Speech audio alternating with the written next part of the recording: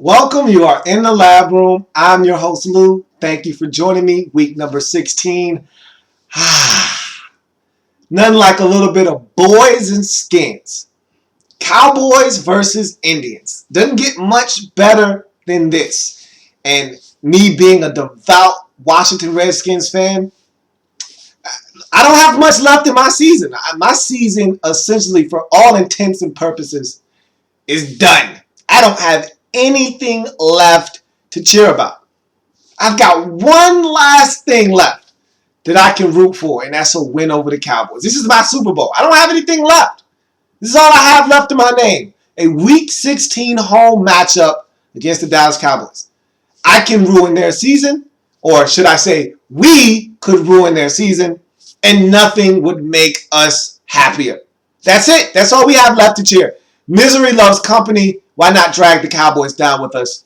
We're already burning in a huge flame, and it's not in a blaze of glory. We're just burning to a crisp in DC. Why not pull the Cowboys into the wreckage with us? So I took a trip to my mom and dad's house to watch this game.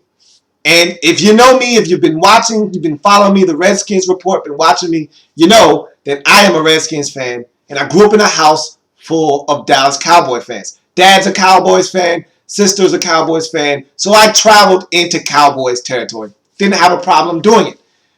Not a lot of expectations from me in this game, as you could imagine. Redskins come into the game at 3-11.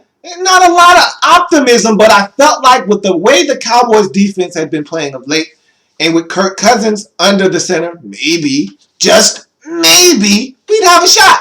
But anything happens.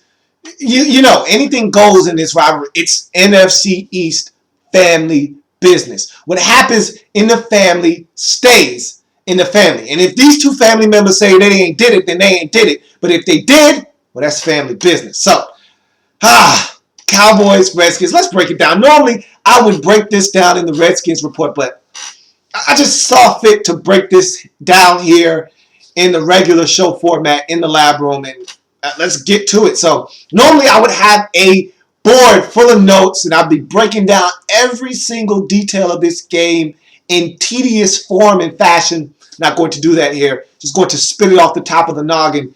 And Cowboys get it started early in this game. The Redskins special teams have been anemic all season long, and I mean, what's to stop it from doing it now? The Redskins lost to the Cowboys in Big D on Sunday Night Football earlier in the season, week number 6, I want to say, and it was because of the special teams. Dwayne Harris had a field day on us.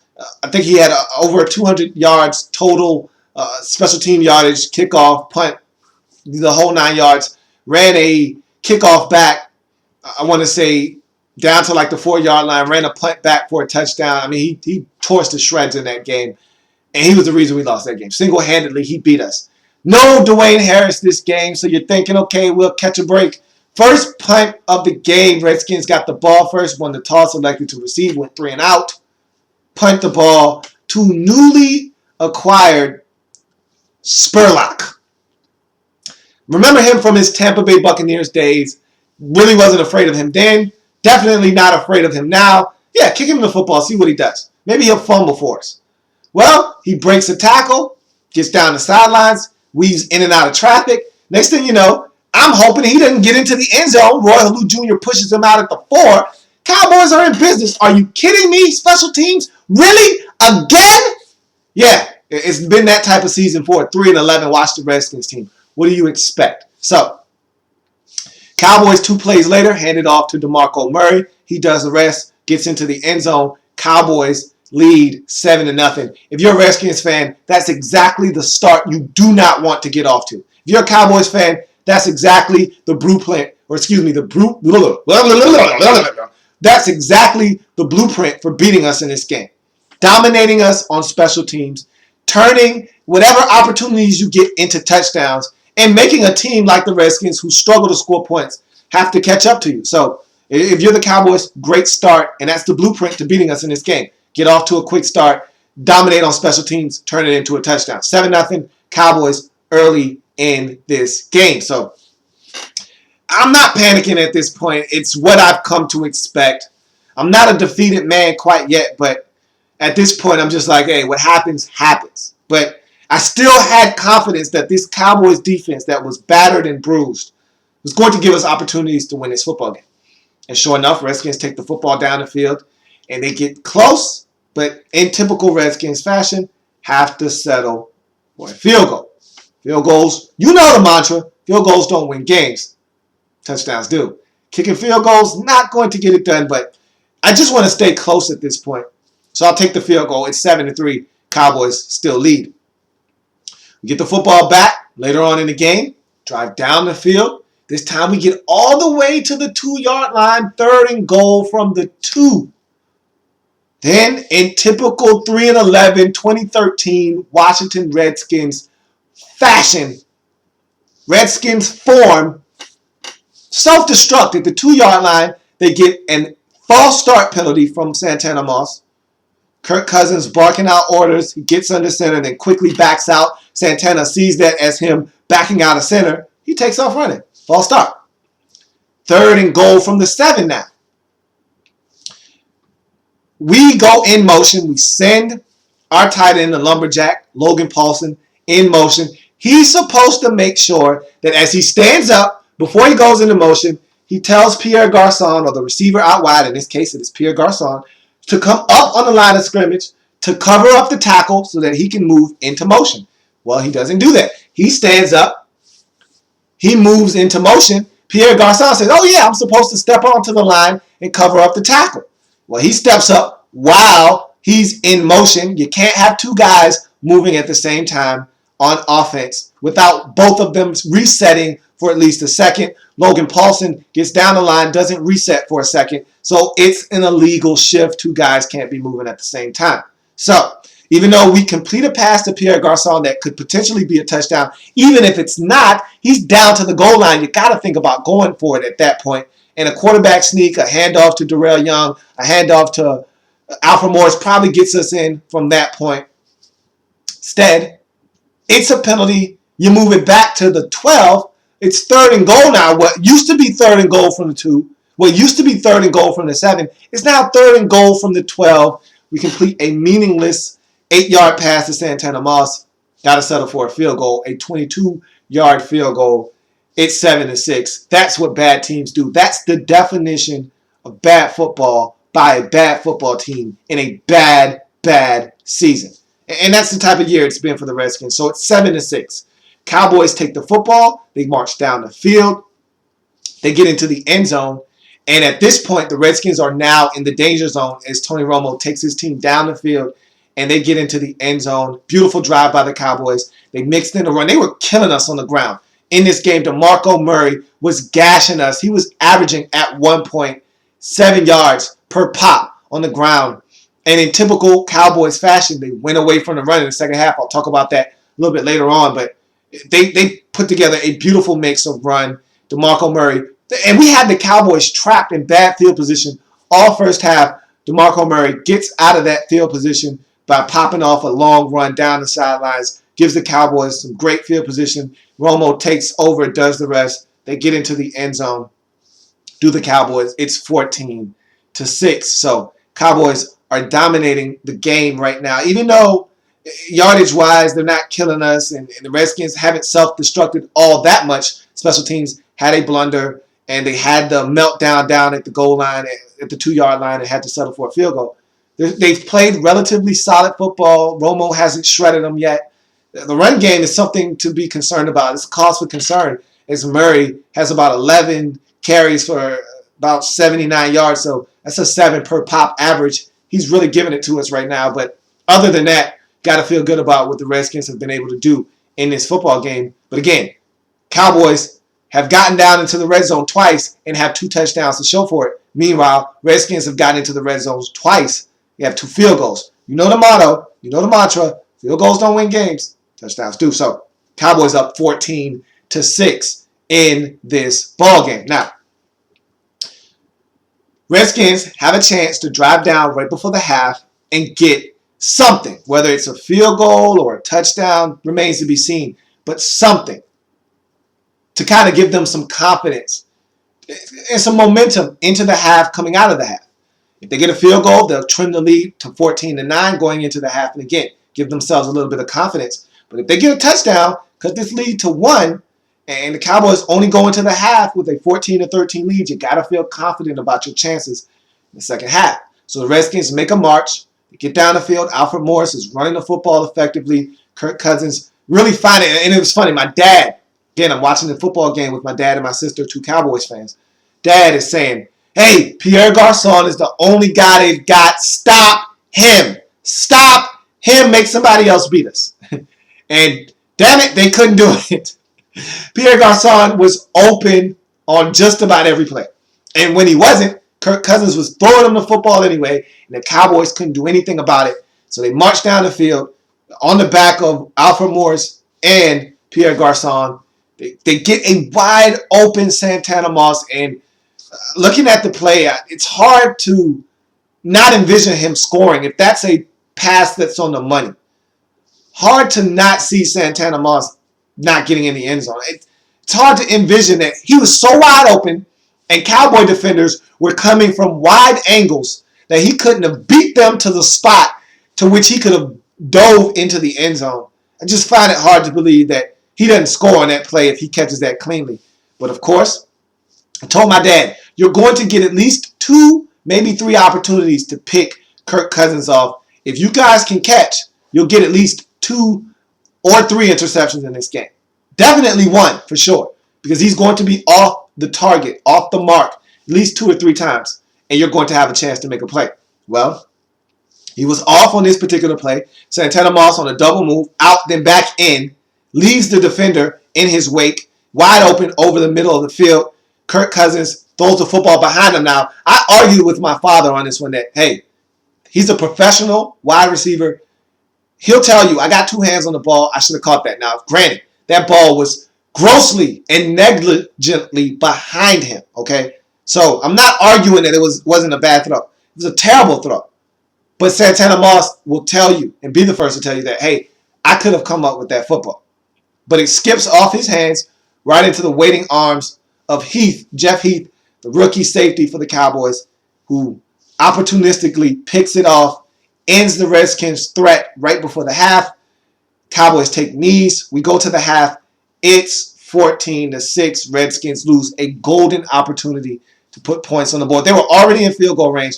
They were looking to score a touchdown. They blew that opportunity. It's 14-6 at the half.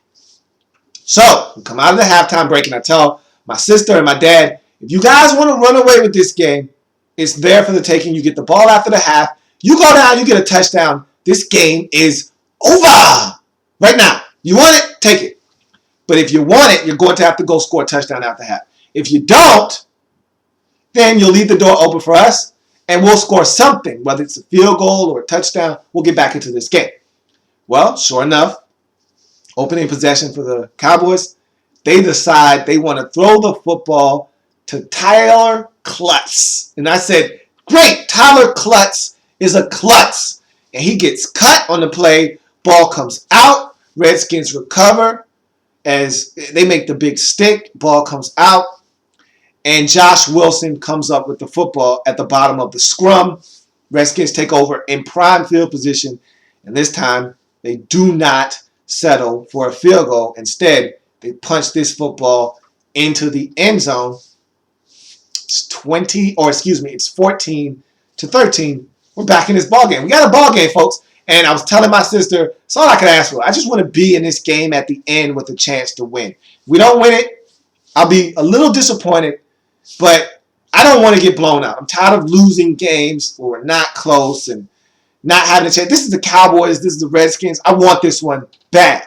Okay, I want this one in the worst way. So 14-13, we're in the ball game. Cowboys aren't running away with anything. I feel good. Really feel good about not only being in the game, but our chances of winning this game. So Cowboys with the football back, and Tony Romo has a oh no Tony Romo moment.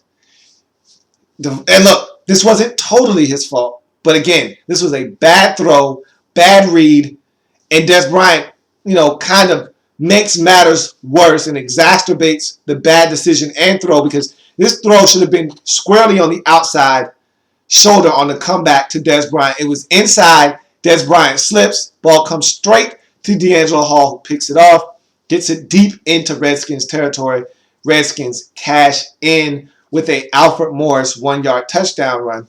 It's 20-14. Got to be feeling really good about the Redskins' prospects for running this game at this point. All the momentum in the world is in the corner of the Redskins. They're playing some really good defense. Cowboys haven't done much of anything in the second half except turn it over. All the momentum is on the side of the Redskins. Uncle Mo is on the Redskins sideline, living it up. Popcorn, beverage, you name it, he's got it. Really enjoying himself and having a good time on the Redskins sideline. But nothing lasts forever. Cowboys down by 6 at this point. Try to drive the football down the field. They get stopped, have to punt us the football. Redskins are able to take that football, drive it down the field. And this was a chance for them to stick the dagger in the back of the Cowboys. They get a touchdown on this possession. This game is over. And look, even if they would have scored a touchdown, I would have not felt safe. I would have never felt safe until this game was actually over. But I would have felt a lot more confident than a 9-point lead at 14-23. But of course, Redskins, in typical Redskins fashion, can't get in the end zone, have to settle for a field goal. This one is a lot further, though, at 48 yards. But like I had told my dad, I don't have a problem with my field goal kicker. I feel just as confident in him as you feel in your kicker. And so I expect him to pound this home from 48 yards. Slippery, wet, nasty conditions. Kai Forbath, my guy, your guy, our guy, Kai Forbath comes in, pounds it home. It's now a 14-23 Redskins lead. So Redskins up by 9 at this point. Feeling really good about the Redskins and their chances to win this game. But got to get stops. Got to get stops and continue to put the pressure on the Cowboys. And so Brian Orakpo gets hurt. And that field goal was the first play of the fourth quarter. So 9-point lead for the Redskins into the fourth quarter. Brian Orakpo goes down with an injury. And not to say that he would have had a huge impact on this game, but I think Jim Haslett had a lot more confidence blitzing with Orakpo in the game. They started to play a lot of soft zone coverage toward the back half of this game. And Cowboys took advantage of it. They get down the field. Redskins are able to stop them from getting in the end zone as they drive the football all the way down inside the 10-yard line but can't get in the end zone, have to settle for a field goal. And they cut the lead to 17-23 due to the Cowboys. Now they need to stop, and they got to get the football back. And the Cowboys took such a long time on that drive that I felt like the offense of the Redskins had been on the sidelines for such a long time. There was no rhythm. There was no fluidity to this offense now. And I had a feeling they were going to come back out. And this is what this team has done all season. You know, they play good in spurts. They have these lapses in concentration, make mistakes. They go 3 and out. There's no continuity offensively. And they just fold under the pressure of having a lead late in the game or whatever the case may be. That's what they did in this game. On a possession where they needed to sustain some offense, kind of put the pressure on the Cowboys. They go 3 and out, put the football back to the Cowboys, but they actually get a break. They pin the Cowboys deep in their own territory. One Tony Romo scramble outside the pocket with a deep pass down the field to Terrence Williams ends all of that as they get out of the shadow of their own end zone and hit a big play, almost for a touchdown. Terrence Williams gets down deep into Redskins territory. Redskins are able to stop the Cowboys, force them to go for it on 4th down. And the Cowboys are able to find Cole Beasley wide open. And this was the frustrating part about this game. Redskins force a 4th down. And Tony Romo hurt himself 2 plays earlier. And he was vulnerable. He was having a tough time moving around. He was a little hobbled. You didn't know what the issue was. You didn't know if it was his back or if it was his ankle or if it was his calf. Maybe it was an Achilles. You didn't know what it was. But he was hobbling. He was a little ginger. And so at this point, no Orakpo. You're not generating pressure with a 4-man rush. You got to go after him. You got to go after Tony Romo. You know this guy is a magician. If you give him time and he escapes the pocket, he's going to make you pay. Well, on 4th down and about 7, they come with no pressure. They come with a soft zone. They drop back 7, come with 4. They don't hit home. Romo has time to scan the field. He steps up through a gaping hole in the pocket, gets up, finds Cole Beasley wide open, goes through his progressions. Cole Beasley was open from the jump. Romo had time to go through his progressions. And Cole Beasley was his third read on that play. You could see he came down, Beasley open, hits him. They pick up a big first down to extend that drive. Again, Romo still hobbled. Don't know what happened, but he's a little banged up. Redskins allow the Cowboys all the way down to the 1. First and goal from the 1. They run the ball with DeMarco Murray. Don't get in. They run it again on second down. Don't get in. They run it again on third down, the third consecutive run. And this time, DeMarco Murray is not only pushed back because this play is absolutely blown up by Chris Baker and company. Pushes him back about 9 yards, and I actually thought he got a great favorable spot because he actually tried to run forward. There is no forward progress when you try to run forward. And he tried to run forward. Redskins were able to corral him at the 12-yard line, but they marked the ball at the 10. So he got a favorable spot there. But it's still 4th and 10 or 4th and goal from the 10-yard line. You expect your team to be able to get a stop.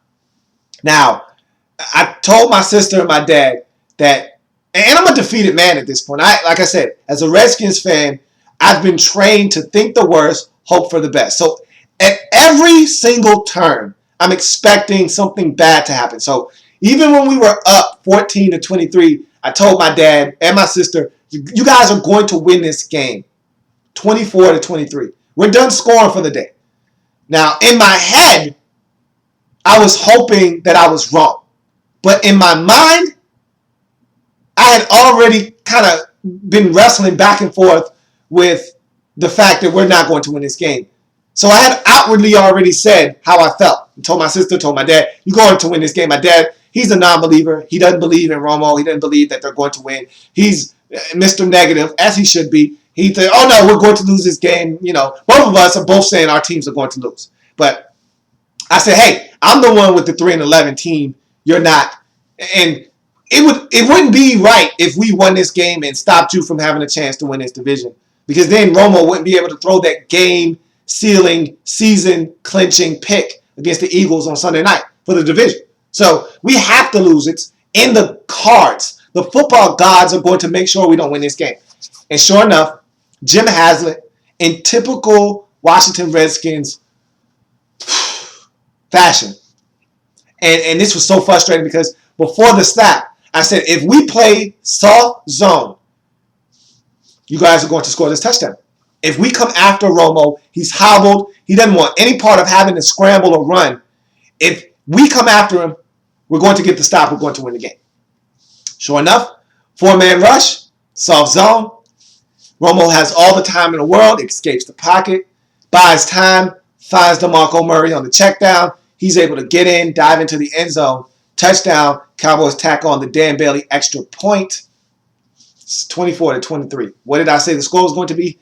24-23. So Redskins get the football back, and of course, they wasted an awful lot of time calling timeouts when they didn't need to. They wasted a timeout. Des Bryant catches the ball out of bounds, and the clock is stopped. We call a timeout senselessly and burn one and end up getting the football back with about 1 minute and 10 seconds left. And in typical Redskins fashion, we don't do anything with the football, go 3 and out or 4 and out, lose the game, Cowboys take knees, that's it, game, set, match, Cowboys get it done, 24-23. But it's crazy because even though the Redskins lose this game, we lost the battle, but we didn't lose the war. As news has come out that Tony Romo suffered a serious injury to his back, he's done for the season. And so any thought of the Cowboys doing anything, they might even still beat the Eagles. I doubt it.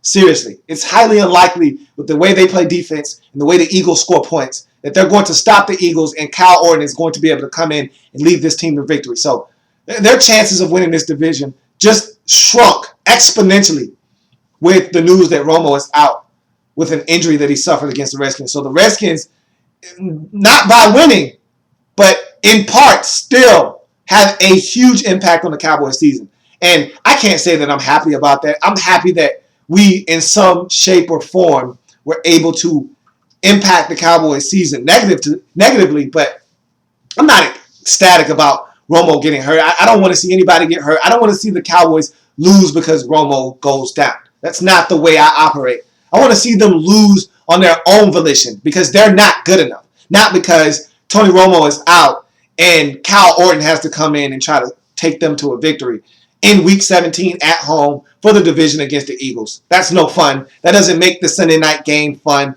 What's fun is Romo going down the field and in crunch time throwing a pick and us being able to point and laugh at Romo and saying, wow, he did it again. That's fun.